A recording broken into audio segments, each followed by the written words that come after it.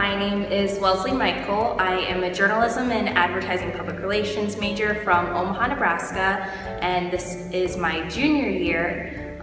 Something I'm really passionate about is teaching people yoga and helping people feel really good about themselves.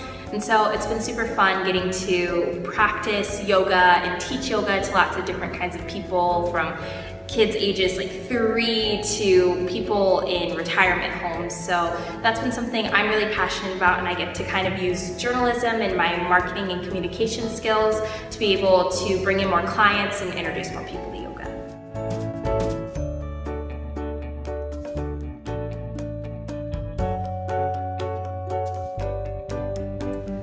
In the future, I really want to combine my passion for yoga and my love for journalism, and hopefully work for the Yoga Journal, or doing some kind of work where I can combine journalism and like social media, content creating with my yoga practice. So still getting to practice yoga, maybe travel, and then writing about what I experience, the different studios, the people I meet, and lots of different things. So hopefully everything will come together.